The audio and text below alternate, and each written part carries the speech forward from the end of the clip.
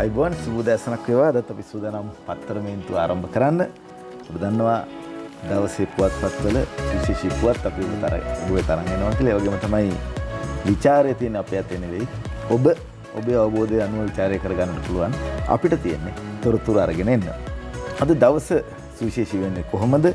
මේ වෙන විට ලෝකයේ තත්ත්වයන් මොනවද? මේ දේවල් අපි මේ වැඩසටහන ආරම්භයේදීම කතා බහ කරනවා. කොරෝනා වසංගතය ආරම්භ වෙලා දැනට වසරකටත් වැඩි පළවෙනි රෝගියා හමු වෙලා ඊයේ දවසේ වලට වසරයි ශ්‍රී ලංකාවේ. ලංකාවේ කෙනෙක් විදිහට. නමුත් අද වෙන විට අපි කොතනද ඉන්නේ? අපිට මේ කළමනා කරගන්නට හැකියාව ලැබිලා තියෙනවද? මේ කළමනාකාරීත්වයත් එක්ක රට ඉස්සරහට යන්නේ කොහොමද කියලා කතා බහ කරන්න සූදානම්. අද පුවත්පත්වල තියෙන තොරතුරුත් එක්කම දිනුෂ සුබදෑසනක් බුද්ධික. කොහොමද ලෝකේ තත්ත්වය? ලෝකේ තත්ත්වය අපි ලෝක සෞඛ්‍ය සංවිධානයේ වාර්තා උපුටා දක්වමින් ඔවුන් ග්‍රීනිච් වේලාවෙන් 28 වෙනි මිනිත්තුවේ යාවත්කාලීන කරනවා. අද දවසේ 11,90,95,970ක් ලෝපුරා කොවිඩ් ආසාදිතයන් වාර්තා වෙනවා. 26,40,843 දෙනෙක් මෙයින් මියදිලා. බ්‍රසීලයේ තත්ත්වය එන්න දරුණු වේගෙන එනවා. ඔවුන්ට පාලනය කරගන්න බැරි තත්ත්වයට ඇවිල්ලා කියලා ජාත්‍යන්තර මාධ්‍ය වාර්තා කරනවා. ලංකාවේ තත්ත්වය කොහොමද කියලා සෞඛ්‍ය ප්‍රවර්ධන කාර්යාංශය ඔවුන්ගේ වෙබ් අඩවිය යාවත්කාලීන කරනවා. අද උදේ 5:03ට. ඒ අනුව 86,989 දෙනෙක් රෝගීන් වාර්තා වෙනවා මේ වෙනකොට. මේ අවුරුද්දක කාල සීමාව තුළ රෝහල් ගතව ප්‍රතිකාර ලබන සංඛ්‍යාව 2,908යි. ඊයේ දවසට රෝගීන් 304ක් වාර්තා වුණා. 83,561 දෙනෙක් මේ වෙනකොට සුව වෙලා ගිහිල්ලා තියෙනවා. වාර්තා වෙන සමස්ත රෝගීන් සංඛ්‍යාව 86,989යි. එයින් 83,561ක් සුව වෙලා ගිහිල්ලා තියෙනවා. මරණ සංඛ්‍යාව 500 සීමාව ඉක්මවා ගියා. මරණ 520ක් වාර්තා වෙනවා. බුද්ධික මේ දැන් අපි මේ දත්ත කියද්දී හැම විටම සෞඛ්‍ය ප්‍රවර්ධන කාර්යාංශය මෙතන ලෝක සෞඛ්‍ය සංවිධානයේ වාර්තා මේ තොරතුරු මූලාශ්‍රය කියනවා. හරිද? එහෙම නැත්නම් ඒව බොරු වෙන්න පුළුවන්. ඒ කියන්නේ ඔබ විශ්වාස කරන්න මේ තොරතුරු මූලය මොකක්ද කියලා අපි හරියට හෙළිදරව් කළොත් සාමාන්‍යයෙන් අපිට කියනවා එක වතාවක් නෙවෙයි දෙවතාවක් නෙවෙයි තුන් වතාවක් තහවුරු කරගන්න කියලා යම් ප්‍රවෘත්තියක් කියද්දී. අපි දෙන්නම ගාල්ලේනේ. ගාල්ලේ බස් ස්ටෑන්ඩ් එකේ මේ ඉඳපු ආර ගාන ගණන් කරලා කියන්න බෑනේ. බුද්ධික දන්නවද ඔය ගාල්ලේ බස් ස්ටෑන්ඩ් එක බස් නැවතුම් පොළ හදපු තැන ඉස්සර මොකද්ද තිබුණේ කියලා? අහලා ඇති මේ අපේ සියලාච්චිල කියනවා ඔතන තිබුණලු පචගහ කියලා එකක්. හරිද? පචගහ තිබිච්ච තැන තමයි ගාල්ලේ බස් නැවතුම්පල හදලා තියෙන්නේ. ඒ පැත්තේ නෑ. ඒ දේ ටොකු ගහ. ඒ ටොකු කාලා හැදිච්ච නිසා තමයි මේ ඉන්නේ. හරිද? නැත්තම් පචගහ ගාව හැදුණා නම් අපි ඊට වඩා වෙනස් වෙනවා. කොහොම හරි දැන් මේ අර උසාවියට යන්නේ එන උදවිය, කච්චේරියට යන්නේ එන උදවිය, දිවෙන ඔය නගර විවිධ පළාත්වල ඉඳලා එන උදවිය මේ පචගස් කියලා ගස් జాතියක් ඔය ක්‍රූඩියාසෙලනිකා වගේ එහෙම එකක් නැහැ. හැබැයි මෙතන ගහක් තිබුණා. මේ ගහ යටට රැස් වෙච්ච උදවිය පොඩි සම්ප්‍රප්ලාව කියන්න පටන් ගත්තා. පච කියන්න පටන්. ඒ කියපු දේවල් වලින් වැඩි හරියක් පචලු. හරිද? ලු. ඉතින් ඒ නිසා ඒ ගහට පචගහ කියලා නම් වුණා. දැන් ඒ විවේකයට විනෝදයට පචයක් කියන එක අතේ රෝල් පත්තු කරන එක එහෙම කමන්නේ නැහැ. මාර්ටින් නිකමසිංහ මහත්මයා අපේ ගම පොතේ කියනෝනේ බේගල් කියලා චරිතයක්ම හිටියා කියලා කොග්ගල. හරිද? එහෙම කමන්නේ නැහැ. හැබැයි එහෙම ටොම් පච බේගල් අතේ රෝල් ජනතාව ඉස්සරහට ගිහිල්ලා කියන එක සුදුසු නෑ දේශපාලනඥයන්ට. දේශපාලනඥයන්ට එහෙම අතේ රෝල් පත්තු කරන එක සුදුසු නෑ. ඒ විතරක් නෙවෙයි එහෙම කවුරු හරි කියනවා නම් තමන්ගේ අනුගාමිකයෙක් ඒ දේශපාලන පක්ෂයේ පරිචයක් තියනුද වේ කියන්න ඕනේ. ඕවා කියන්න එපා. දැන් ඒගොල්ලෝගේ පිටිපස්සේ හිටියන් පස්සේ කමන්නේ කියපන්කො මම පිටිපස්සේ ඉන්නවා වගේ හැඟීමක් උතන. ඒ නිසා දේශපාලනඥයන්ට වගකීමක් තියෙනවා. පච කියන්න එපා, අතේ රෝල් කියන්න එපා. හේතුව සමාජ මාධ්‍ය හරි ප්‍රබලයි. දේශපාලනඥයන් නොහිතුවා වුණාට ජනතාව ඉස්සරහින් ඉන්නේ නේ. මේ පච එහෙම නැත්නම් බොරු බේගල් මේ දේවල් එපා කියන එක දැන් බුදුදහමේ කොහොමද තියෙනවා මුසාවාදා වේරමණී සික්ඛාපදං සමාදියාමි කියලා බොරු කියන්න එපා කියන කාරණාව. අපි සඳහන් කරන්න කැමති අද දවසේ වැදගත්කම ගත්තොත් ඒත් ඕකත් එක්ක සම්බන්ධයි. සයිබර් වාරණයට එරෙහිව ජාත්‍යන්තර දිනය.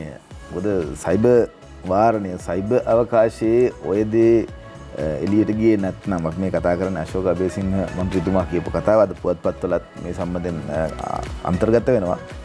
සයිබර් අවකාශයේ මේක ගියේ නැත්නම් ඒ ඉන්න කණ්ඩායම මේ පචය ඇත්තක් කරගෙන දුවන්න පටන් ගන්නවා. එහෙම නැත්නම් මේ බොරුව ඇත්තක් කරගෙන දුවන්න පටන් ගන්නවා. ඒ විරුද්ධව කටයුතු කරන්නේ නැහැ. හැබැයි සයිබර් වාරණයට එරෙහිව ජාත්‍යන්තර දිනයක් බවට පත් කරලා තියෙනවා. සෑම කෙනෙකුටම ප්‍රවේශ විය හැකි තනි සීමා රහිත අන්තර්ජාලයක් තමයි බලාපොරොත්තු වෙන්නේ. ඕනම කෙනෙකුට තමන්ගේ අදහස් ප්‍රකාශ කරන්න පුළුවන් වෙනට ඕන. හැබැයි මේ අදහස් නිර්වද්‍ය වෙන්නට ඕන. මට බෑ දිනූෂයට එරෙහිව යමක් කියන්න.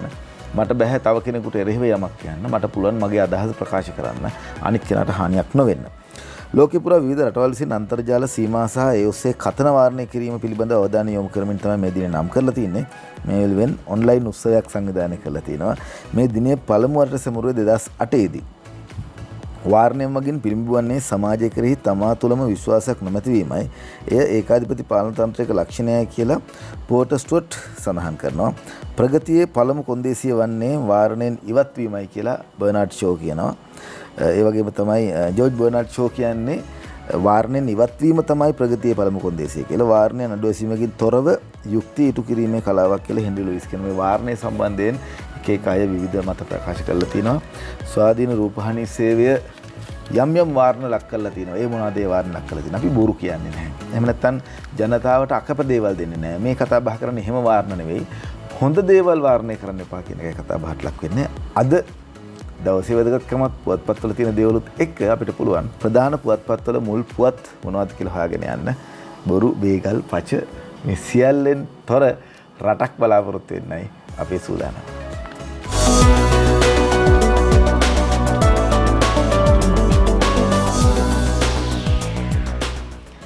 ලංකාදීප පුවත්පතෙන් ආරම්භ කරන්නම්. CID අශෝක්ගෙන් පැය 5ක් ප්‍රශ්න කරයි. ඔන්න පච කිව්වම වෙන වැඩේ. පාස්කු ප්‍රහාරයට ජනපති බැසිල් හවුල් බවට කළ ප්‍රකාශයට පරීක්ෂණ. පාස්කු ඉරිදා ප්‍රහාරයට ජනාධිපතිවරයාගේ සහ බැසිල් රාජපක්ෂ මහතාගේ සම්බන්ධයක් ඇති බවට කරාය කියන ප්‍රකාශයක් සම්බන්ධයෙන් සමගි ජන බලවේගයේ කුරුණෑගල දිස්ත්‍රික් පාර්ලිමේන්තු මන්ත්‍රී අශෝක් අබේසිංහ මහතාගෙන් අපරාධ පරීක්ෂණ දෙපාර්තමේන්තුව ඊයේ පැය 5කට ආසන්න කාලයක් ප්‍රශ්න කර ප්‍රකාශ සටහන් කරගත් බව අපරාධ පරීක්ෂණ දෙපාර්තමේන්තුව ආරංචි මාර්ග කියයි කියලා අද ලංකාදීප මුල් පුවත පළ වෙනවා. අරුණ පුවත්පතේ ප්‍රධාන සිරස්තලයේ වාර්තා කරන්නේ තිස්සරවින්ද්‍ර පෙරේරා, ඉෂාර රත්නකාර සහ නයනතරංග ගමගේ පාස්කු ප්‍රහාරයට ගෝඨා බැසිල් ඈඳපු අශෝක් අබේසිංහ CIDදී ගොළුවේ නීති පියවර ගන්න තීරණ ආවේ සජිත් ෆොන්සේකා එක්ක ෆොන්සේකා මන්ත්‍රීතුමා මීට කලින් Facebook වල ගියපු ගමන් යම් කාරණයක් පදනම් කරගෙන මේ විදිහට ප්‍රකාශයක් කළා තිබුණා. ආවේ සජිත් ෆොන්සේකා එක්ක මවබිම් පුවත්පත අනුසිරස්සලයක් විදිහට මේ කාරණාව මෙහෙමයි වාර්තා කර සිටින්නේ. CID ප්‍රශ්න කිරීම හමුවේ අශෝක් අබේසිංහගේ දිව පැටලෙයි. එහෙම කිව්වේ නැහැ, මතක නැහැ, එහෙම තොරතුරක් ලැබුණේ නැහැ, සනාථ කරන්න මූලාශ්‍රයක් නැහැ, කනගාටු වෙනවා. ඒ මවබිම් පුවත්පතේ අලුයම මුද්‍රණයේ අනු වාර්තාවක් අද උපුටා දැක්වේ. දිවයින පුවත්පත සඳහන් කරලා තියෙන්නේ තවත් කාරණාවක්. හැබැයි මේ සම්බන්ධයෙන්ම පදනමකින් තොර ප්‍රකාශ කරා යයි අශෝක් පිළිගත්තා කියලා පොලිස් මාධ්‍ය ප්‍රකාශක කියන වාර්තාවක් දිවයින පුවත්පතේ වාර්තා වෙනවා. ඒ අතරතුරේදී දිවයින පුවත්පතේ මුල් පුවත වුන් වාර්තා කරන්නේ කාර්ය ගිනිගනි.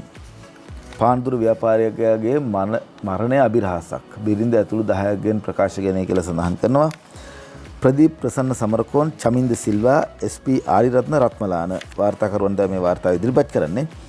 කොහුවල කල්බෝවිල ආසිරිමාවතේ ගිනිගෙන විනාශ වූ සුඛෝපභෝගී මෝටර රථයක් තුල තිබී ව්‍යාපාරිකගේ මල සිරුරක් ඊයේ අලුයම සොයාගත් බව කොහුවල පොලිසිය පවසයි. එම ව්‍යාපාරිකගේ සිරුර හඳුනාගත නොහැකි තරමට පිළිසී තිබූ බවද පොලිසිය කියා සිටී කියලා දිවයින පුවත්පත වාර්තා කරනවා. එකවරම මහා පිපුරුම් ශබ්දයක් ඇසුණා. රථය ගිනිගෙන රාත්‍රී 11:30ට පමණ තමයි පොලිසියට තොරතුරු වාර්තා වෙලා තියෙන්නේ. මිහි ගිහිල්ලා තියෙන්නේ පානදුර වේරවත්ත වත්තලපොළ තොටවත්ත පාරේ පදිංචිව සිටි මොහමඩ් නසාර් මොහමඩ් හස්වාන් නැමැති 33 වර්ෂ දරුපියෙක් කියලා සඳහන් කරලා තිනවා. ඒ පිළිබඳව වැඩිදුර පරීක්ෂණ පැවැත්වෙනවා. කොහොමද මේක උනේ? මරලා පිච්චුවද, පුච්චල මරුවද, එහෙම නැත්නම් ඉබේට මේක ඇති වුණාද, සීදුවේ හානි කරගත්තද, මේ වගේ කරුණු කාරණා ගණනාවක් ඔස්සේ පරීක්ෂණ පවත්වනවා කියලා සඳහනක් තියෙනවා දිවයින පුවත්පතේ. ඒ නිසායි මවබිම් පුවත්පත ප්‍රධාන සිරස්තලය හැටියට වාර්තා කරන්නේ කොහුවල ව්‍යාපාරිකයාගේ මරණය අභිරහසක් කියලා. වාහනේ පිටුපසේ පෙට්‍රල් කෑන් එකක් මේක කවුද තිබ්බේ කියන එක පිළිබඳව ප්‍රශ්නයක් එහෙම නැත්නම් ඒ ගැන විමර්ශනය කරනවා. සිරුර හඳුනා ගන්න DNA පරීක්ෂණයක් වාර්තා කරන කීර්ති මෙන්ඩිස්, කිරුළුපනේ චතුරදේශාන් ලියනගේ, පන්නිපිටිය හෂාන් පුෂ්පික සහ දෙහිවල විද්‍යාරත්න පතිරණ මේ සියලුම වාර්තාකරුවන් මාණ්ඩලික වාර්තාකරුවන් හැරෙන ප්‍රාදේශීය වාර්තාකරුවන් මේ සිද්ධිය වෙච්ච ගමන් එතෙන්ට ගිහිල්ලා ඒ කරන කැපකිරීම වටින හින්දා තමයි ඒ නම් එක්කම කිව්වේ. මේ පිළිබඳ කළ විමසීමකදී ගල්කිස්ස කොට්ටාසේ බාර ජ්‍යෙෂ්ඨ පොලිස් අධිකාරී කමල් පුෂ්පකුමාර මහත්මයා කීවේ මියගිය ව්‍යාපාරිකයාගේ වැගන්ආර් රථයේ පිටුපස අසුනේ පෙට්‍රල් පිරවූ කෑන් එකක්ද තිබී ඇති බවට තොරතුරු ලැබී තිබෙන බව. ඒතර මේ වාහනය තුල කිසියම් පිරිසක් පිපිරී යන උපකරණයක් තිබ්බද? මේ වාහනය තුළ කිසියම් පිපිරියන උපකරණයක් කිසිවෙකු විසින් සැඟවුයේද යන්න පිළිබඳව සහ වාහනේ වහල දොර ජනෙල් වල අලාභයන් ඔස්සේ මේ ගැන තීරණය කරන බව ඔහු සඳහන් කර තිබෙනවා. මේ අතර මේ සිද්ධිය සම්බන්ධයෙන් පුද්ගලයන් කිහිප දෙනෙකුගෙන් ප්‍රකාශ ලබාගෙන තිබෙනවා කියලත් අද මව්බිම් පුවත්පත ප්‍රධාන සිරස්වලේ හැටියට වාර්තා කරනවා. අපි පුවත්පත් වලින් විතරක් නෙවෙයි දිගින් දිගටම ස්වාධීනෝපායන සේවස්නුත් කතා බහ කරා පරිසරය රැකගැනීමේ වටිනාකම් සම්බන්ධයෙන්. ඒ වගේම තමයි දිනුෂත් මමත් මේ පුවත්පත් උදේට කියන නිසා නිතරම පුවත්පත්වල වාර්තා කරා මේ සිද්ධි සම්බන්ධයෙන්. අද දිනමින වාර්තාව ඉදිරිපත් කරන්නේ ඔවුන් වසර 6කදී ප්ලාස්ටික් කිලෝ 335ක් කිලෝ කෝටි 335ක් ගෙනල්ලා කියලා.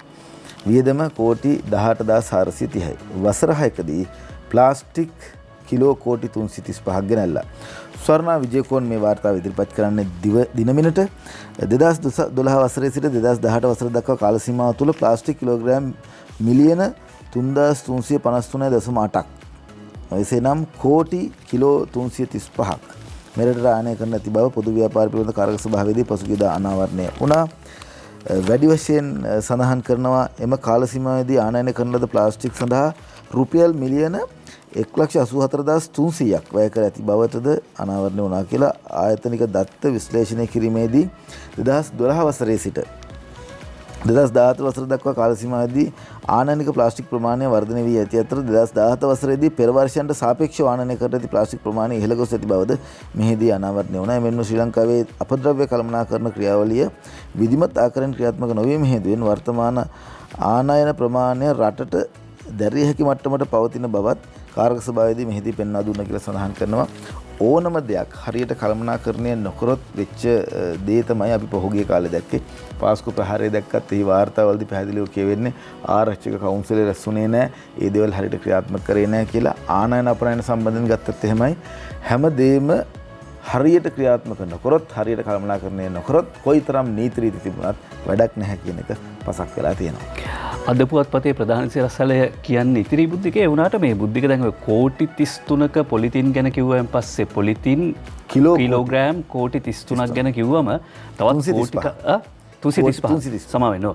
කෝටි 335ක අවුරුදු 6ක් ඇතුළත කිලෝග්‍රෑම් කෝටි 335ක් ගෙනල්ලා ජනවාරි මාසෙදී මේ අවුරුද්දේ ජනවාරි මාසෙදී අපි සීනි සහ රස කැවිලි කාලා තියනවලු කෝටි 1120ක. ඒත් කිලෝ රුපියල්. අරුණ පුවත්පත වාර්තා කරන්නේ ජනවාරි මාසයේ සීනි රස කැවිලි ආනයනයට කෝටි 1120ක් වියදම් කරලා කියලා අරුණ පුවත්පත මේ වාර්තාව ගෙනෙනවා. ප්‍රධාන සිරස්වලයක් නෙවෙයි. ඔය කෝටි වලින් කියපු නිසා ඔන්න අපේ කෑම ඒ අනුව මේ අරුණ පුවත්පත සඳහන් කරනවා. මහ බැංකුව වාර්තා උපුටා දක්වමින් තමයි නයනතරංග ගමගේ මේ වාර්තාව කියන්නේ. 2020 ජනවාරි මාසයේ සීනි සහ රස කැවිලි ආනයන වියදම සැසඳීමේදී 186.9ක ඉහළ යාමක් කියලා වාර්තා කර සිටිනවා. ඊට අමතරව පාරිභෝගික භාණ්ඩ යටතේ වර්ග කර ඇති ආහාර සහ පාන වර්ග සඳහා වියදම 24.6කින් ඉහළ ගිහිල්ලා තියෙනවා. මේ සඳහා සීනි සහ පොල් තෙල් ආනයන වියදම සැලකිය යුතු ලෙස ඉහළ යාම, පරිප්පු සහ මිරිස් ආනයනය හේතු වී තිබෙන බව මහ බැංකුව කියනවා. කොහොමුණත් ජනවාරි මාසයේදී සීනි සහ රස කැවිලි ආනයනයට කෝටි 1120ක් වියදම් කළා. ඒක 2020 අවුරුද්දේ වියදම් කරපු ගානට වඩා 186ක වැඩිවීමක් කියලා සඳහන් කරනවා. මෙන්න අද පුවත්පතේ ප්‍රධාන සිරස්වලය. පාස්කු වාර්තාවෙන් පණිවුඩකරුවාට වෙඩි තියලා යුක්තිය උදෙසා යතිර පාරමිතා සත්‍යග්‍රහය ආරම්භයි කියලායි වාර්තා කර සිටින්නේ. දිනේෂ් සමරකෝණගේ වාර්තාව.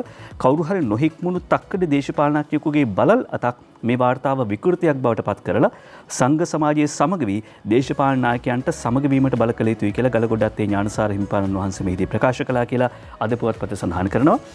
සංඝ සමාජයේ සමග වී දේශපාලන නායකයන්ට සමග වීමට බල කළ යුතුයි කියලයි ඉල්ලා සිටින්නේ යතීවර පාරමිතාවේදී. ඒ අද පුවත්පතේ ප්‍රධාන සිරස්තලය. ලංකාදීප පුවත්පතේ ඡායාරූපයක් පෙන්වන්න සූදානම් අපේ රටේ තියෙනවා ඇලවුණු ගොඩනැගිලි අද විවෘත කරනවා. ආසාවෙන් සතුටෙන් කතා බහ කරන්න පුළුවන් වාර්තාවක්.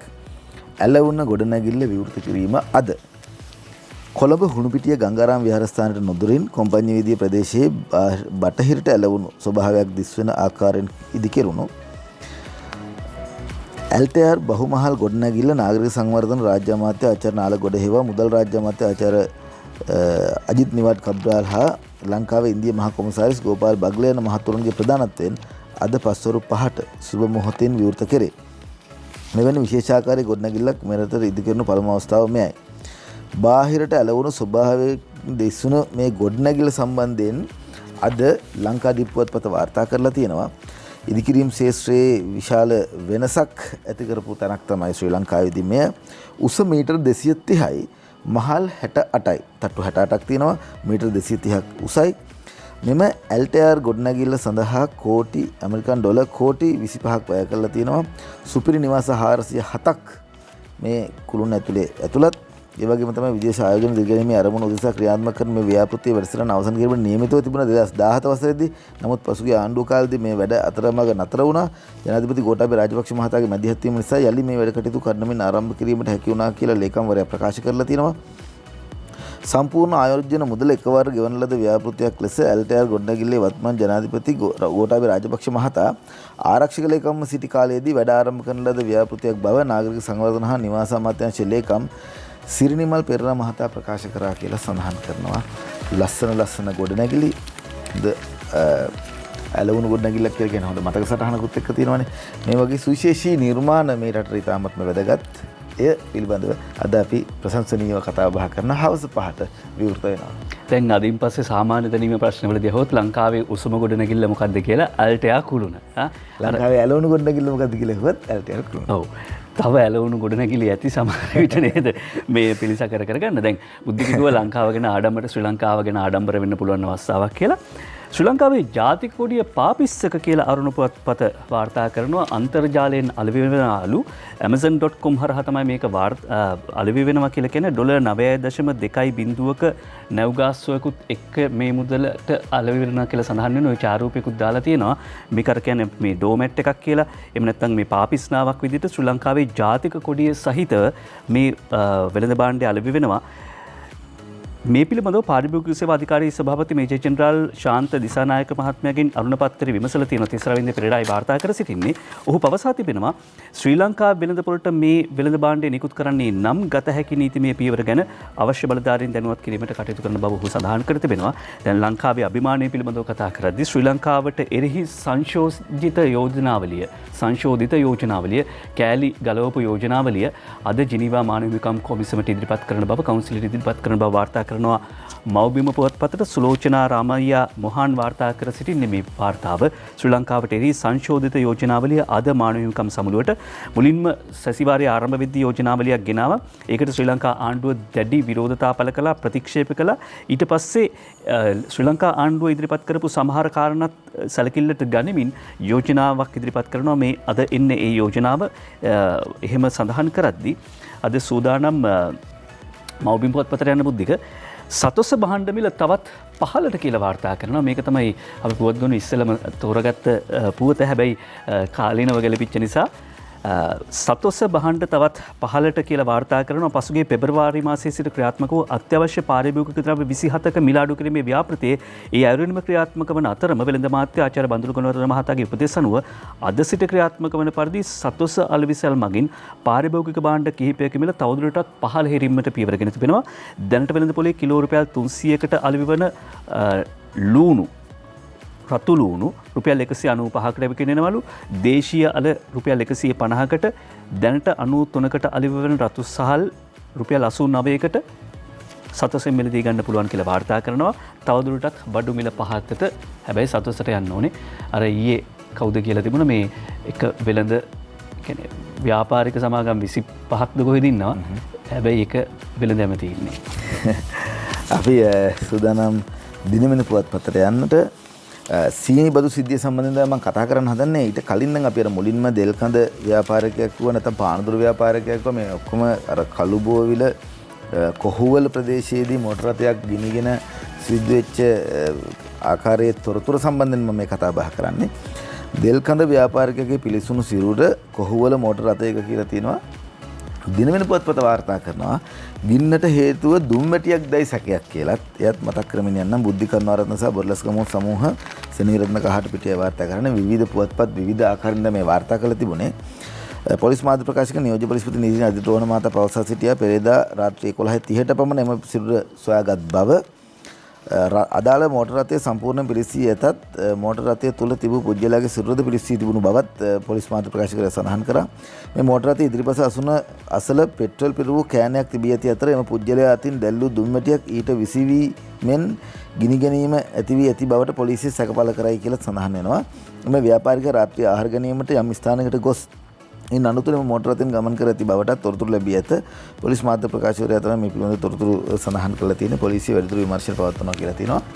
සීනි ගැන කතා කරන්න ආවේ දිනවෙන පුවත්පත වාර්තා කරනවා සීනි බදු සිද්ධියට ජවිපේ අද උසාවියට යයි.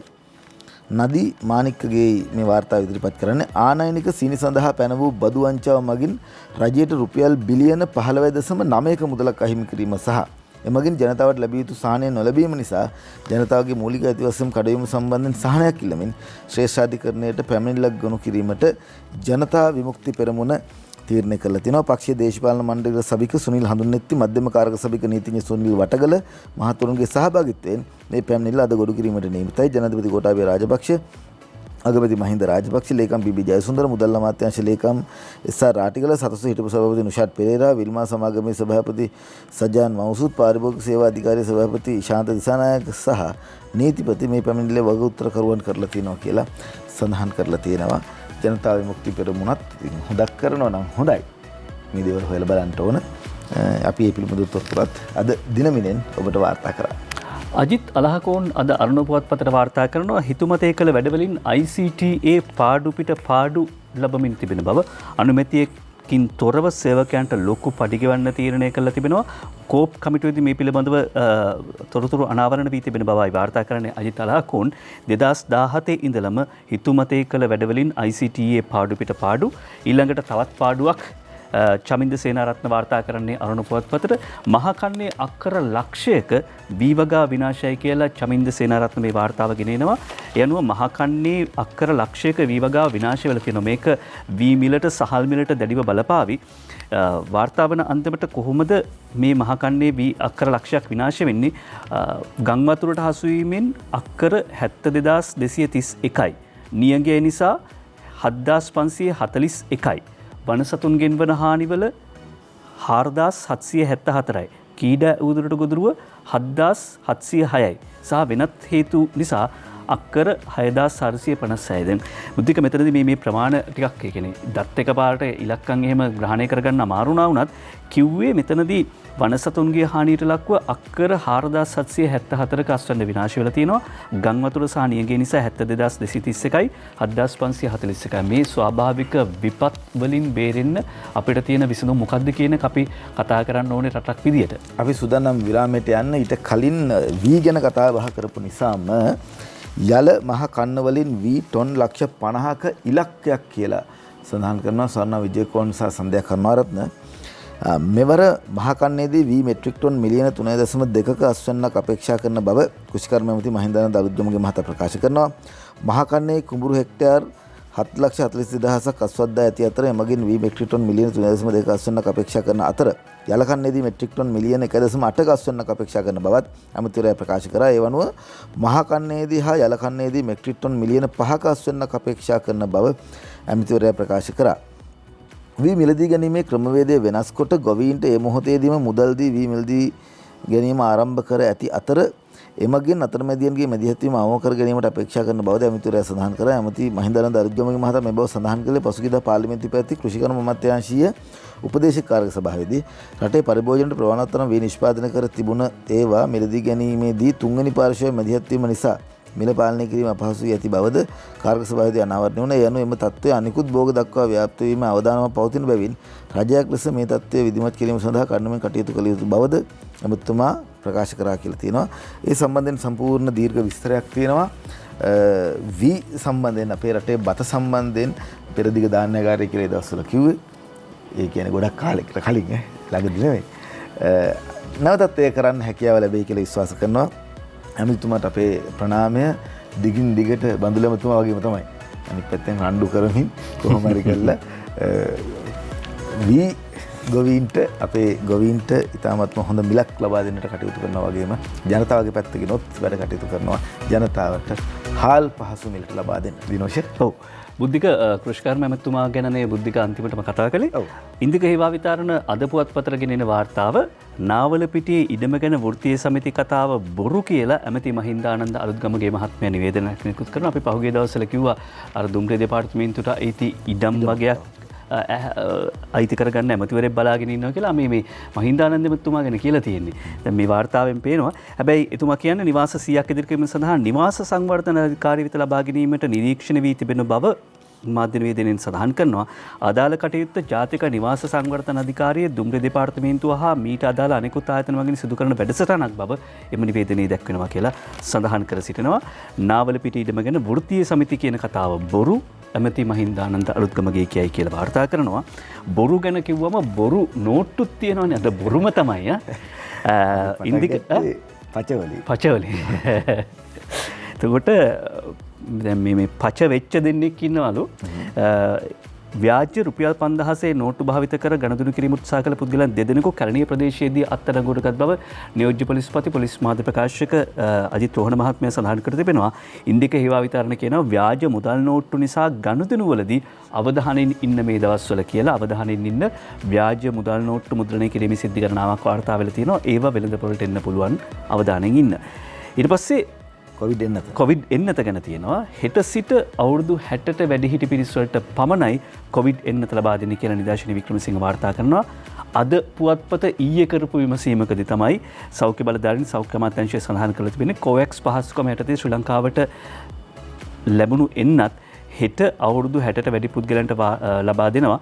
යනෝ කොළඹ ගම්පහ දිස්ත්‍රික්කය ඇතුළු අවදානම් කලාපවල වයස අවුරුදු 60ට වැඩි පුද්ගලයන්ට COVAX පහසුකම යටතේ ලද එන්නත ලබා දීමට නිමිතයි. දැන් අර සීරම් ආයතනයේ ගින්න නිසා යම් ප්‍රමාදයක් වෙන්න පුළුවන් කියලා කියනවනේ. ඒ කියන්නේ ඩිලිවරි ෂෙඩියුල් එක වෙනස් වෙන්න පුළුවන් කියලා. ඒ නිසා එන්නත් ලක්ෂ 2.5ක් ස්ටෑන්ඩ් බයි කරලා තියාගන්නවා කියන්නේ මේ ආරක්ෂිතව තියාගෙන තියෙනවා. ඒ විදිහට ප්‍රමාදයක් වුණොත් භාවිත කරන්න කියලා. කොවිඩ් එන්නත හෙට සිට අවුරුදු 60ට වැඩි අවදානම් කලාපවල පුද්ගලයන්ට ලබා දෙනවා කියලායි නිදර්ශනී වික්‍රමසිංහ අද පුවත්පතට වාර්තා කරන්නේ. කොවිඩ් එන්නත සම්බන්ධයෙන්ම ඡායාරූපයක් කොවිඩ් එන්නත් කරණය සම්බන්ධයෙන් ඡායාරූපයක් තියෙනවා. දිනමින පුවත්පත මුල් පිටුවේම පළ කරලා කොළඹ මහනගර සභා බල ප්‍රදේශයේ මහ ජනතාවට කොවිඩ් මර්ධන එන්නත විදීමේ වැඩසටහන මේ වන විට ක්‍රියාත්මක වන අතර ආරායම්පිට අභයාරාම විහාරස්ථානයේදී 1200ක පිරිසකට එන්නත් කරණය ඊයේ සිදු කෙරුණා. එම අවස්ථාවට පැමිණි අග්‍රාමාත්‍ය මහින්ද රාජපක්ෂ මහතා එන්නත් කරන වැඩසටහන නිරීක්ෂණයට ලක් කර ආයකරු නාරායම්පිට අභයාරාමාධිපති බස්නාහිර පළාතේ ප්‍රධාන සංඝනායක මුරුත්තට්ටුවත්තේ ආනන්ද ස්වාමින් වහන්සේත් මෙහිදී ඉන්නවා. ඊට අමතරව තවකුත් ස්වාමින් වහන්සේලා පිරිසක් ඇතුළු ජනතාව රැඳී සිටිනවා. කොවිඩ් එන්නත ලබා දීම නිරීක්ෂණය කරන්න තමයි හිටපු ජනාධිපතිතුමා වර්තමාන අගමැතිතුමා මෙතනට පැමිණලා තියෙන්නේ. ඔතනදී අගමැතිතුමා ඇඳගෙන ඉන්නේ මේ සාමාන්‍යයෙන් සැහැල්ලුවෙන් ගමන් යද්දී අඳින ඇඳුමක්.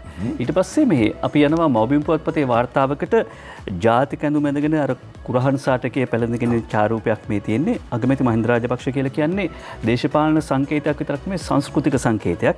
ඒ නිසා අගමැතිතුමා කියනවා ඊයේ තරුණ ව්‍යවසායකයන්ගේ හමුවකට එකතු වෙලා මීට අවුරුදු 22කට කලින් මේ අවස්ථාවේදී ඒක මට මතකයි මේ ලාංකේය තරුණ ව්‍යවසායකයන්ගේ මණ්ඩලය ආරම්භ කරපු අවස්ථාව.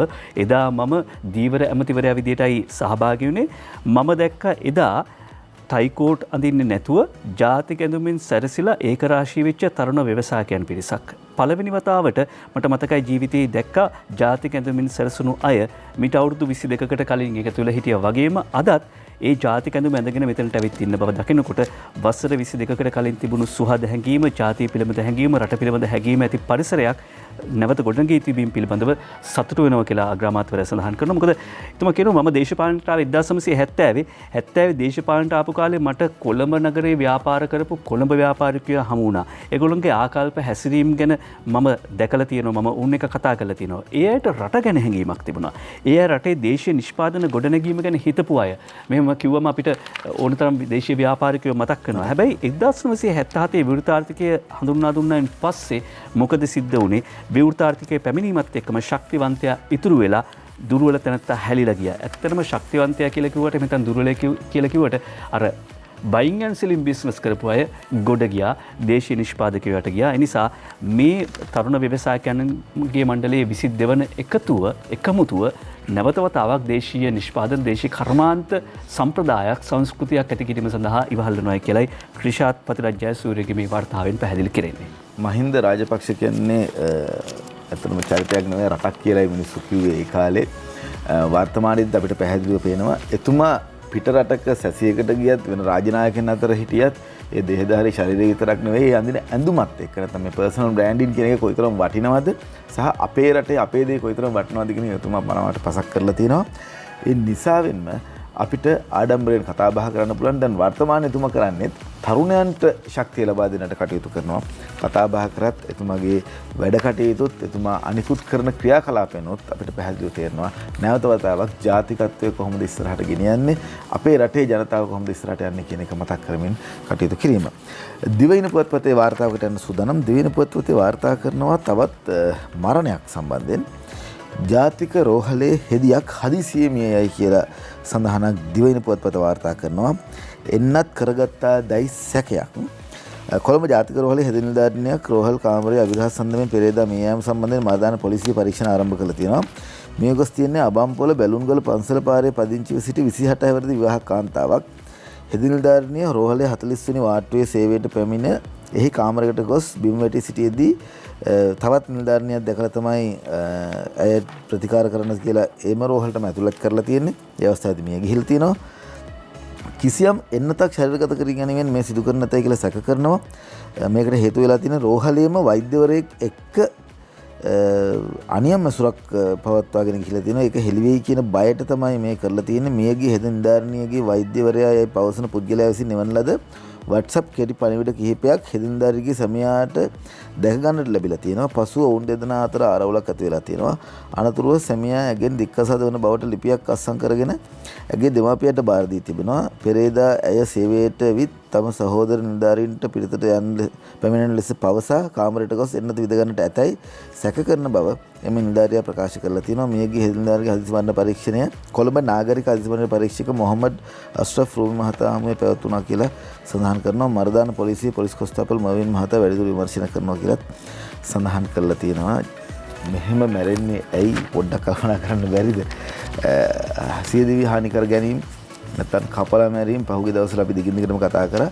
දිනුෂත් මමත් වැඩිපුර බලාපොරොත්තු වෙන මෙහෙම දේවල් නොකිය ඉන්න. එහෙම වාර්තා නොවෙන්න වාර්තා නොවෙනවා කියලා කියන වෙන්න එපා කියන එක. ඔය අද බැලුවොත් අද තවමත් අර පිටකොටුවේ අනාවරණය වෙච්ච සිද්ධිය පිළිබඳව ඕනතරම් වාර්තා තියෙනවා. හැබැයි කොතනින්ද ඒක කෙලවර? කොතනද කෙලවර? ඔව්. ඊළඟ පොතට යමු. බුද්ධික මේ ඩ්‍රයිවිං ලයිසන් එකක් ගන්න ගියාම රියදුරු බලපත්‍රයක් ගන්න ගියාම නිලධාරීන්ට අතයට ගෙවන්න වෙන ගාණත් අර රියදුරු බලපත්‍රය ගන්න කෙනාට ගෙවන්න සිද්ධ වෙනවා කියලා අද මව්බිම් පුවත්පතට වාර්තාවක් ගෙනෙනවා. මේ වාර්තාව වාර්තා කර සිටින්නේ අද දවසේ මහනුවර KL සුරවීර. ඒ අනුව ඊයේ ප්‍රවෘත්තිච්ච ප්‍රවෘත්ති සාකච්ඡාවකදී අනාවරණ කරනවා. මේ වෙනකොට රියදුරු පුහුණු පාසල් ඉස්සර 1200ක් තිබුණලු. හැබැයි දැන් තියෙන්නේ 600යිලු. මේකට එක හේතුවක් තමයි රියදුරු පුහුණු උපදේශකයන් බඳවා ගැනීමට මෝටර රථ ප්‍රවාහන දෙපාර්තමේන්තුව මගින් විභාගයක් තියන්න ඕනලු. ඒ විභාගය අවුරුදු ගණනාවකින් තියලා නැහැලු. එතකොට නිත්‍යානුකූල රියදුරු පාසලක බලපත්‍රය අවුරුදු දෙකෙන් දෙකට අලුත් කළ යුතුයි. අවුරුදු 70 ඉක්ම වූ පසු රියදුරු පුහුණු උපදේශක බලපත්‍රය අවලංගු වන නිසා බොහෝ රියදුරු පාසල් නිත්‍යානුකූල පුහුණු උපදේශකයන් නොමැතිව පවත්වාගෙන යාමට පෙළඹිලා තියෙනවා. එතකොට අවුරුදු 70ට වැඩි අය ඉන්නවා. අලුත් රීතියලා පරීක්ෂණ කළා අලුත් අය බඳව ගන්න විදියකුත් නැහැ.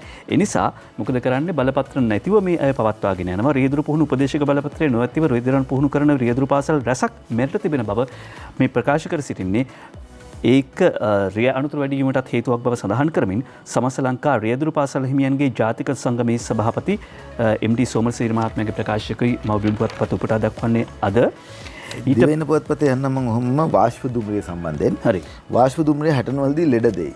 මේ වැඩේ තියෙන්නේ ඒක නෙවෙයි රුසියාවේ දෙවනි කෝටිපතියට යකානාගේ. නුවරඑළිය නාලක රත්නායකගේ වාර්තා කරන්නේ කොළඹ කොටුව සිට නානුවේ දක්වා ධාවනය වූ වයිස්රෝස් දුම්රියේ වාෂ්ප එන්ජිම 60 දුම්රිය ස්ථානයේදී ඊයේ කාර්මික දෝෂයට ලක්වියේ පැය 2කට අධික කාලයක් ප්‍රමාද වීමෙන් එහි ගමන්ගත් රුසියාවේ දෙවනි කොටිපති ව්‍යාපාරිකයා සහ ඔහුගේ පවුලේ සමාජිකයන් දැඩි අපහසුතාවයට පත් වුණා.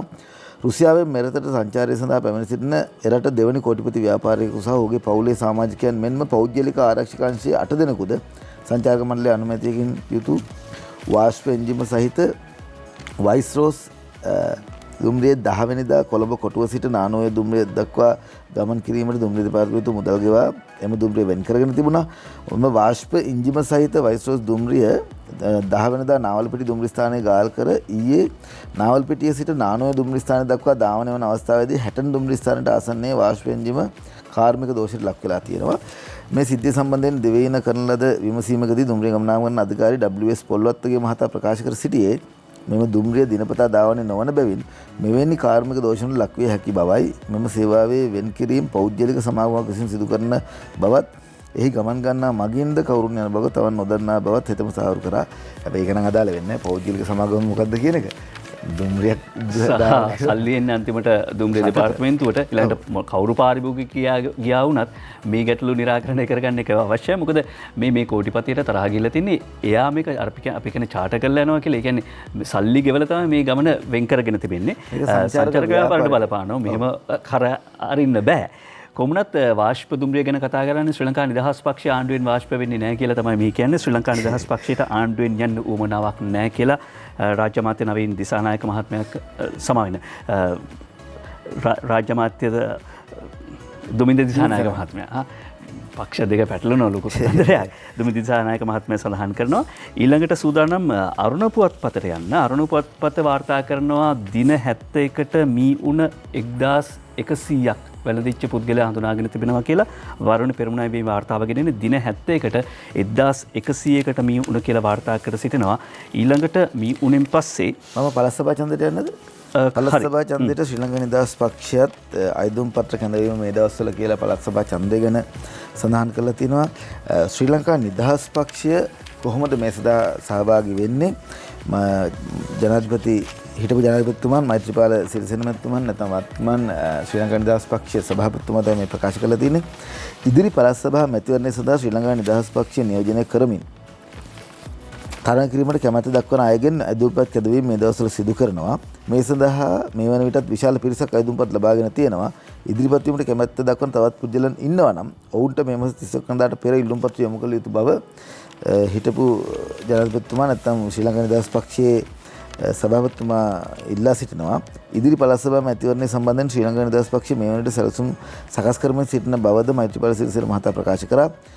මේ බව ප්‍රකාශ කර කොළඹ ඩාලිපාරේ පැවති ශ්‍රී ලංකා නිදහස් පක්ෂයේ මුලස්ථානයේදී පෙරේදා පස්වරුවේ රැස්වීමෙන් පස්සේ නව නිලධාරි මණ්ඩලයේ සහභාගී වූ මෙම සාකච්ඡාවට පළාත් පාලන මැතිවරණය සම්බන්ධයෙන් පළාත් සභා මැතිවරණ සම්බන්ධයෙන් විශේෂයෙන්ම සාකච්ඡා වුණා. පක්ෂයක් ලෙස වෙනම තරඟ කරනවාද නැද්ද යන්න මාධ්‍යවේදීන් ඇසූ ප්‍රශ්නවලට පිළිතුරු දුන් සභාපතිවරයා ප්‍රකාශ කර සිටියේ මෙහිදී ඒ සම්බන්ධයෙන් කතා කරේ නැහැ කියන කතාව තමයි. ඔහුමයි පළාත් සභා ඡන්දයට ශ්‍රී ලංකා නිදහස් පක්ෂය අයදුම්පත් කැඳවීම අද වාර්තා කරලා තියෙන ලංකාදීප පුවත්පත. ඊළඟ ඡන්දයකදී ආණ්ඩුවට එරෙහිව එන සටන් පාට මොනව වෙන්න පුළුවන්ද කියලා දැන් නිකන් ඉඟි පළ වෙනවා. ඒ කියන්නේ දැනටම පෝස්ටර් ඇඳෙනවා කියලා හිතෙනවා. අශිකා ජයවීර අද අරුණ පුවත්පතට වාර්තාවක් ගෙනෙනවා. මේ වාර්තාවේ දෙන සිරස්තලෙන් යටසැඟවුණු කතාව එළිදරව් කරනවාදෝ කියලාත් හිතෙනවා. වන්නිල ඇත්තෝ වනහානිය ගැන දුක කියයි කොළඹ හෝටලයකදී. චාරූපය ලලිත් පෙරේරාගේ අශිකා ජයවීරයි වාර්තාවගෙන එන්නේ. දැන් වන්නිල ඇත්තෝ මේ වනහානිය පිළිබඳව දුක කියනවා කොළඹ හෝටලයකදී. වන්නිල ඇත්තන් මේවා ප්‍රකාශ කළේ පරිසරයට සිදුව ඇති විනාශය පිළිබඳව සාකච්ඡා කිරීමේ අරමුණින් සාධාරණ සමාජයක් සඳහා වූ ජාතික ව්‍යාපාරය කොළඹ නාරාහෙම්පිට ප්‍රදේශයේ පැවතිච්ච සම්මන්ත්‍රණයකදී. ඉතාමත්ම පැහැදිලි. තවත් ප්‍රවෘත්තියක් තියෙනවා ලංකාදීප පුවත්පතේ. විමල්ට එරෙහිව ආණ්ඩු පක්ෂ පසුපෙළ මන්ත්‍රීන් 43කගෙන් අගමැතිට පැමිණිලි කියලා තියෙනවා. ඇමති විමල්ට එරෙහිව ආණ්ඩු පක්ෂ පසුපර මන්ත්‍රීවරු 43 දෙනෙක් අගමැතිතුමා හම්බෙන්න ගිහිල්ලා තියෙනවා. ජාතික නිදහස් පෙරමුණේ නායක කර්මාන්ත අමාත්‍ය විමල් වීරසිංහ මහතාගේ ක්‍රියාකලාපය සම්බන්ධයෙන් තමයි මේ චෝදනා නගලා තියෙන්නේ. පෙරේදා 10 වෙනිදා තමයි අර්ලිගහ මන්දිරයේදී මේ 43 කණ්ඩායම හම්බෙලා තියෙන්නේ. ආණ්ඩුවේ පිරිසක් බලා සිටින බව මුස්ලිම් අන්තවාදී සමග දීග කෑමට ආණ්ඩුවේම පිරිසක් බලා සිටින බව විමල් වීරවංශ මැතිවරයා පසුගිය 9 වෙනිදා කොළඹ සම්මන්ත්‍රණයකදී කර ප්‍රකාශය සම්බන්ධයෙන් තමයි ආසන්නතම හේතු වෙලා තියෙන මෙහෙම පැමිණිල්ලක් කරන්න. ඒ ප්‍රකාශය ඇතුළත් වීඩියෝ වක්ද නවක මන්ත්‍රීවරු විසින් අගමැතිවරයාට පෙන්වලා තියෙනවා. අගමැතිවරයාගේ ක්‍රියාකලාපය ආණ්ඩුවේ ගමන් මගට දැඩි බලපෑමක් එල්ල කරන බවත් අග්‍රාමාත්‍යවරයාට පැමිණිලි කරමින් කියලා තියෙනවා. ඇතුලේ ප්‍රශ්න ඔන්න කණ්ඩායම එකතු වෙලා මාධ්‍ය සාකච්ඡාවක් තිබ්බේ නැහැ. මාධ්‍ය වලට කියන්න ගියේ නැහැ. අග්‍රාමාත්‍යවරයාට ගිහිල්ලා පැමිණිලි කරලා තියෙනවා. හැබැයි ඉතින් මාධ්‍ය කොහෙන් හරි මේ දේවල් හොයාගෙන එළියට කියලා. ඔව්. එතනදී මුස්ලිම් අන්තවාදය ගැන යම් සඳහනක් තිබුණා. ඊයේ මුස්ලිම් නීතිය වෙනස් කළොත් තව සහරාන් කෙනෙක් එනවා කියලා තමයි අසාද් සාලි කියන්නේ කියලා පාර්ලිමේන්තු මන්ත්‍රී මොහමඩ් මුසම්මිල් මහත්මයා ජාතික නිදහස් පෙරමුණ නියෝජනය කරමින් සඳහන් කළා. අන්තවාදීන් දැන් රටේ නීතියට අභියෝග කරන තැනටපත් වෙලා තියෙනවා. මේ අන්තවාදීන් මොකද කළේ? මුස්ලිම් ජනතාවට සාම්ප්‍රදායිකව සහජීවනෙන් ජීවත් වෙච්ච මුස්ලිම් ජනතාවට වෙනමම සිරිත් විරිත් නියෝග පනවල ඔවුන් සිංහල සමාජයෙන් ඈත් කළා, දෙමළ සමාජයෙන් ඈත් කළා. කොතෙන්ටද මේ ගෙනියන්නේ කියන ප්‍රශ්නේ මතු කරනවා. විරාමයට කලින් වෙලාවක් තියෙන නිසා ආණ්ඩුවට එරෙහිව දැඩි විවේචනයක් එල්ල වෙනවා. සීනි වංචාවේ කෝටි 1600 තිබුණා නම් කොවිඩ් එන්නත ගන්න තිබුණා කියලා. ගැසට් සහ කොමිසම් නැතුව මේ ආණ්ඩුවට වැඩ කරන්න බෑ. දේශපාලන පරිගැනීමේ කොමිසමේ කැකිල්ලේ තීන්දුව දීලායි තියෙන්නේ. දේශපාලන පරිගැනීමේ කොමිසම කැකිල්ලේ තීන්දුව දීලායි තියෙන්නේ කියලා නිර්මාණි ගුණරත්න වාර්තා කරන්නේ. සමගි ජනපාලවේගී පාර්ලිමේන්තු මන්ත්‍රී තුෂාර ඉන්දුනිල් මහත්මයා ඊයේ පැවතිච්ච ප්‍රවෘත්ති සාකච්ඡාවකදී පළක් කරපු අදහස්. සීනි ගෙන්වීමේදී කෝටි 1600ක වංචාවක් සිදු බවට වාර්තා වුණා. සීනි වංචාවේ මුදල් ටික තිබුණා නම් අහිංසක මිනිසුන්ට එන්නත ලබා දෙන්න තිබුණා කියලා ඔහු චෝදනා කරනවා. ආණ්ඩුව පත් වෙලා මාස 3යි ගියේ. එක ආනයනයකින් විතරක් අපේ රටට ආදායම අහිමි කරා කෝටි 1600ක්. කවුද මේවට වග කියන්න ඕනේ කියලායි මන්ත්‍රීවරයා ප්‍රශ්න කරන්නේ. කාටුන් අපේ අතේ තියෙනවා. ඊට කලින් තවත් ප්‍රවෘත්ති කිහිපයක් ඉදිරිපත් කරන්න සූදානම්. රංජන්ට සති 2ක් අමුත්තන් හමුවීම තහනම්. රංජන් රාමනායකගේ සිද්ධිය දන්නවා. බරපතල වැඩ සහිතව අඟුරුකොළ පැලැස්ස බන්ධනාගාරයේ සිටින දඬුවම් විඳින්න පාර්ලිමේන්තු මන්ත්‍රී රංජන් රාමනායකට දෙසතික කාලයක් අමුත්තන් හමුවීම තහනම් කරලා තිනවා. පාර්ලිමේන්තු මන්ත්‍රී හර්ෂ රාජකරුණා මහතා සමග සෙල්ෆියක් ගත්ත නිසා තමයි මේක කරලා තියෙන්නේ. අමතරව විනාඩි 3කට දුරකථන ඇමතුමක් ලබා ගන්න අවස්ථාව දීලා තුන ඒකත් ඒ සති දෙකදී තහනම් කරලා තියෙනවා. එජාපය හැරගිය පුංචි මන්ත්‍රීන් යලි ගන්න කෘත්‍යාධිකාරයෙන් තීරණයක් කියලා සඳහන් කරන වාර්තාවක් සඳහන් වෙනවා දිනමන පුවත්පතේ. එජාපේ හැරගිය කණ්ඩායම් නැවත වතාවක් එක්සත් ජාතික පක්ෂයට බඳව ගන්න කියලා කෘත්‍යාධිකාරී මණ්ඩලය සඳහන් කරලා තියෙනවා. විශේෂයෙන්ම පහුගිය දවසක තිබිච්ච රැස්වීමට රනිල් වික්‍රමසිංහ මහතාගේ ප්‍රධානත්වයෙන් තමයි මේ රැස්වීම තියලා තියෙන්නේ. ඒකට පක්ෂයේ ක්‍රියාකාරී කටයුතු වලින් ඈත්ලා හිටපු රවි කරුණානායක, අර්ජුන් රණතුංග, ලක්ෂ්මන් විජයමාන, නවීන් දිසානායක යන මහත්තුරුද මේ කෘත්‍යාධිකාරී රැස්වීම සඳහා නැවත වතාවක් සහභාගී වෙලා තියෙනවා. යලිත් අපි පක්ෂීය ප්‍රතිසංවිධානය කරමු කියලා තමයි ඔවුන් කතා බහ කරන්නේ. ඒ අතරතුරේ තව වාර්තාවක් තියෙනවා කබඩි ක්‍රීඩිකාවක් සම්බන්ධයෙන්. කබඩි ක්‍රීඩිකාව සියලු චෝදනාවලින් නිදහස් වෙයි. හැබැයි ඉතින් වැඩක් නැහැ. ඇයි එහෙම කියන්නේ? තහනම් උත්තේජන පරීක්ෂණයකින් අසමත් වීම හේතුවෙන් වසර 4ක කබඩි ක්‍රීඩා තහනමක් පනවා තිබූ ජාතික කාන්තා කබඩි කණ්ඩායම නියෝජනය කළ සජිනි මනෝහරි ජයසිංහගේ තරඟ තහනම වසර 2කමාරකට ආසන්න නඩු විභාගයකින් අනතුරු අහෝසි කිරීමට ශ්‍රී ලංකා උත්තේජන මර්දන නියෝජිත ආයතන සිදු ඇති බව මවබිමට වාර්තා වෙනවා. ඒ අනුව අදාළ නඩුවේදී ශ්‍රී ලංකා දූෂණ මර්දන නියෝජන ආයතනය මගින් එම ක්‍රීඩිකාවගේ සාම්පල් ලබා ගැනීමේ සිට කටයුතු කළ හැකි ආකාරයේ දෝෂ සහිත බව ඔප්පු වීම හේතුවෙන් අධිකරණය මගින් සජිනි මනෝහරි ජයසිංහ ක්‍රීඩිකාවට එල්ල වී තිබූ සියලුම චෝදනාවලින් නිදහස් කොට නිදහස් කර ඇති බව දැනගන්න ලැබෙනවා. ශ්‍රී ලංකා දූෂණ මර්දන නියෝජිත ආයතනය මගින් අදාළ ක්‍රීඩිකාවගේ සාම්පල් ලබා ගැනීම, ඒවා ප්‍රවාහනය කිරීම සහ එම සාම්පලට යොමු කිරීමේදී එම සාම්පල නියමිත කාල පරාසය ඉක්මවා විද්‍යානකාරයට යොමු කර තිබීම යන කරුණු සැලකිල්ලට ගනිමින් සැකයකින් තොරව ඔප්පු වී තිබෙනවා. මෙය සැලසුම්ගත කරපු එකක් කියලා. ශ්‍රී ලංකා කබඩි සම්මේලනය සහ සජිනි මනෝහරි ජයසිංහ වෙනුවෙන් වසර 2කමාරට අධික කාලයක් පෙනී සිටි ජනාධිපති නීතිඥ නවීන් මාරපන, නීතිඥ උදිත වික්‍රමසිංහ සහ නීතිඥ රශ්මි ඉන්ද්‍රජිත්ස ස්වේච්ඡාවෙන් ඉදිරිපත් වෙමින් කිසිදු ගාස්තුවක් ආය නොකර මෙම නඩු විභාගය සඳහා සහභාගී වුණා කියලා සඳහන් කරනවා. අපිට තියෙන සුවිශේෂීම කාරණාව මේ ක්‍රීඩිකාව නිදහස් දිනෝෂ. වසර 4ක් කියන්නේ ක්‍රීඩිකාවෙකුට පොඩි කාලයක් නෙවෙයි. මේ පුංචි දෙයක් නිසා මේ ගියපු කාලය කවුද අරන් දෙන්නේ? කවුද අරන් දෙන්නේ? ඔව්. එතකොට මේ වැරද්ද ඇය වැරදි නම් පුළුවන් තරම් ඉක්මනට එය වැරදි කියලා තීන්දුවක් ගන්න තිබ්බා. එහෙම නැත්නම් එය වැරදි නැහැ කියලා නිදොස් කරන්න තිබ්බා. අවුරුදු 4ක් කියලා කියන්නේ කොහොමත් ඇයගේ පාඩුව රටටත් ඇයටත් සිද්ධ වෙලා ඉවරයි.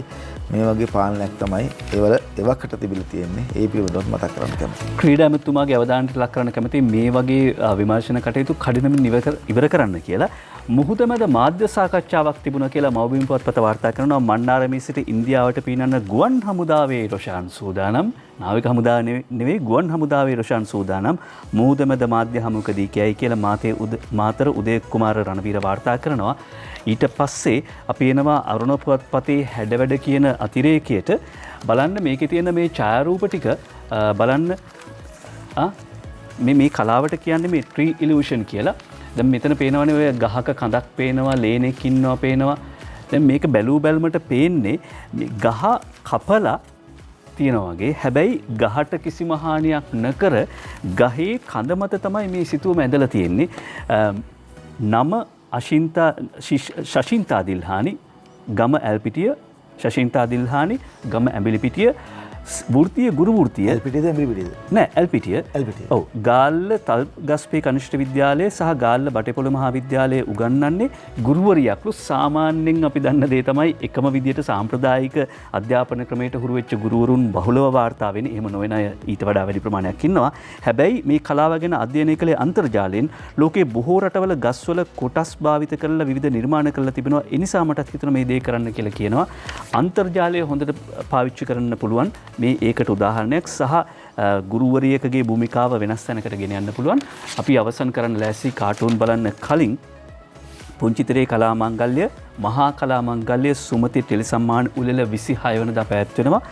25 වෙනි සුමති ටෙලිසම්මාන උළෙලේ නිර්දේශිත නාමලේඛනයේ මහාචාර්ය මුදියන්සි දිසානායක මහත්මයා තිලංග සුමතිපාල මහත්මයා වෙත ලබා දුන් අයුරු සමන් අබේසිරි වර්ධන චාරූපයකින් වාර්තා කරනවා.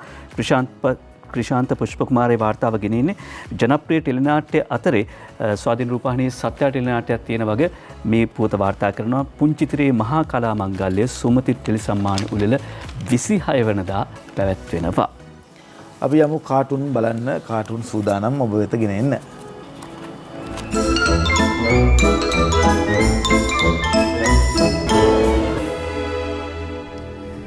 අපි සූදානම් ලංකාදීප පුවත්පතෙන් ආරම්භ කරන්න. පාසු කොමිෂන් වාර්තාව ලංකාදීප පුවත්පතේ ලොකු අලියෙක් ඉන්නවා. අලිය ගැන එක අය එක විදිහට කියන්නේ. අර අන්ධයා අලිය ගැන කිව්වාසේ කියලා අහලා තියෙන කතාවක්. අලියගේ අහුවෙන තැනින් තමයි කියන්නේ. පාසු කොමිෂන් වාර්තාවත් හරියට කවුරුවත් කියවන්නේ බලන්නේ නැතුව එක අය අල්ලගත්තු තැනින් තමයි කතා බහ කරන්නේ. අද ලංකාදීප පුවත්පතත් වාර්තා කරලා තියෙන හැමයි. හොඬේ අල්ලපගෙන අලියගේ එක විදිහක් කියනවා, කකුල අල්ලපගෙන එක විදිහක් කියනවා, කන අල්ලපගෙන එක විදිහක් කියනවා. පාස්කු වාර්තාවක් මේ වගේ කියලා තමයි සඳහන් වෙන්නේ. ඔව්. ගිය සතියේදී ගම සමග පිළිසඳරදී ජනාධිපතිතුමා හරියට පිටු එක්ක කිව්වා මෙන්න මේ විදිහට උපුටා දැක්වුවා. ඊළඟට කාදිනල් පානන් වහන්සේ ප්‍රමුඛ රදගුරු මණ්ඩලය හරියට ඒක අධ්‍යයනය කළා. ඒ වගේම ඊයේ දවසේදී අපි දැක්කා මහාචාර්ය අගලකඩ සිරි සුමන හාමුදුරුවෝ වාර්තාව ගෙනල්ලා තිබුණා. අර ස්ටික් නෝට්ස් එහෙම දාලා ඒ කියන්නේ හරියට කියවලා තියෙනවා කියලා. එහෙම කියවපු කීප දෙනෙකුත් ඉන්නවා. පිංචි ළමයාගේ කවි දෙක අද අරුණ පුවත්පතෙන් තෝරගන්නේ. ගෝඨාභය බැසිල් පාස්කු ප්‍රහාරයට සම්බන්ධයි කියා තම කල්ලිය ඇතුලේ ගිරිය පුප්පමින් අතපය වැනූ අශෝක් කොයි දීපංකරේ පැන සැඟවුණාදෝ. මේ කතා කරන ඒවා ඇතුලේය කවදාකවත් නැත එළියට යාමක් නම්. සිතින් සිතා පච කියන බේගලයෝ හොඳ පාඩමක් මෙදා ඉගෙන ගන්නවා ඇත. පිංචි ළමයාගේ කවි. අද දිවයින පුවත්පතේ උදේ විමලසිරගේ කාටුනය ජී.එල්. පීරිස් අධ්‍යාපන ඇමතුමයි බන්දුල ගුණවර්ධන වෙළඳ ඇමතුමයි තමයි ඉන්නේ. බන්දුල ගුණවර්ධන ඇමතුමාගේ ශක්තිය නැත්නම් ඔහුගේ වැඩ කිඩ මොකද වෙලා තියෙන්නේ කියලා අපට පේනවා. ජී.එල්. පීරිස් සමාජතුමා ඕලෙවල් නම් කරලා ඉවර වෙලා හරි ශක්තිමත්ව ඉන්නවා. අන්න මේ වෙලාවේ මම තමයි වැඩ කියලා දිනුෂ කතා කරන්න පාස්කු වාර්තාව සම්බන්ධයෙන්. අපි ගිය සතියේදී මේ සතියේ සඳුදා දවසේදී ජී.එල්. පීරිස් සමාජ්‍යවරයා ප්‍රකාශ කරා පැය 5ක් තිස්සේ එක දිගට පාස්කු වාර්තාවක් කියවලා එහි සම්පූර්ණ විස්තරයක් මාධ්‍ය සාකච්ඡාවක් කියලා කිව්වා. මෙහි හොඳ කොහොමද ක්‍රියාත්මක කරන්නේ කොහොමද කියලා. අද ඕලෙවල් අවසන් කරලා ඒ පිළිබඳව ශක්තිමත් වෙනවා. සාමාන්‍යයෙන් බඳුරු ගොඩනැගිලි නැමතුමා තමයි වැඩි වශයෙන් කාටුන් වල හිටියේ. ඒ කාලේ ජීඑල් නැමතුමත් මෙන්න මේ කාටුන් වල එන්න පටන් ගත්තා. වැඩ කරොත් හොඳයි. වැඩ නොකරොත් එහෙමයි. ගෙම්බු කෑ ගහන්නේ කොහොමද බුද්ධික? දෙක කියලාද බක බක කියලාද? හරි. ජයරත්න වික්‍රමසිංහගේ ෆේස්බුක් කාටුනේ කියන දේ ඊට වඩා වෙනස් විදියක් වෙයි. පාස්කු ප්‍රහාරයේ වගකීම් බාර ගන්නවා කියපු හින්දා සජිත් දඬුවම් කළ යුතුයි කියලා රංග බණ්ඩාර කියලා තියෙන්නේ. එතකොට ගෙම්බු කියයි සජිත් හිරේ. ඕකයි තත්ත්වය. අනුරාධගේ ඕකයි තත්ත්වය දිවයින පුවත්පතින් අපි උපුටා ගන්නවා. කළු ඉරිදා දිනේ හරින් මැච් ගහලා මහින්දානන්ද කීවේ හඬ නගලා. කවුරු කොහොම දොස් කීවත් වට කරලා ඔහු වැඩ කළේ අප්පච්චිගේ පොත බලලා. ෆ්‍රයිඩේ බුලට් එක අද පුවත්පතේ ෆ්‍රයිඩේට විතරයිනේ තියෙන්නේ. ප්‍රියන්ත ගොඩිප්පිලි නිර්මාණය කරන්නේ තියෙනවා ගැහිල්ලක් ගහලා 60ට 60 ලොක්කන් වාගේම ඉන්නා චෞරයන් වටේ රසයට වහ වැටි ඒ අය සීනි ඇටේ කොහොමද කාපු හැටි ජාතික ධනය රටේ. අංජනම ඉදිරිපත් කරන්නම් කපුරාලගේ නවතම දේශපාලන පක්ෂයක සතු යාපා පටුන පැත්තේ කෙරෙන මතු ඉන්දියාව ජනතා පක්ෂයේ අතු කුමටද අපට එය ගැඹුරින් සිටිය යුතු. ඉවරයි. ඉවර කරන්න පුළුවන්. රංචකොඩලා මේ කවිදක තියෙනවා වෙලාව නැහැනේ. මේ හෙළේ මහා ගත්කරු විරුදාවලිය දිනු විකුම්සිහ දිනුබිම කොග්ගලදී සිදුවන වන විනාශයක් සම්බන්ධයෙන් දේශපාලකයෙකුට ඇඟිල්ල ඇට දිගු වී බැඳදා හැකිනම් මේවැනි පිසාචයින් රටේ අනාගතයට හොඳ වන්නේය. සිතා බලනු ඒ ගැන බලධාරීනි තොපෙන් රටට විය යුතු වගකීමකි ඒ. මෙහෙම කියන්නේ අර මාතර යුගයේ හිටපු රංචකොඩි ළමයාගේ අවතාරය. අපි වැඩසටහන අවසන් කරනවා. අරුණ පුවත්පතේ කාටුනේ මේ ඉන්දික මේක පෙන්වන්න දෙන්න. අන්තවාදය කරපින්නාගෙන කවුද මේ පාර්ලිමේන්තුවට දුවන්න හදන්නේ?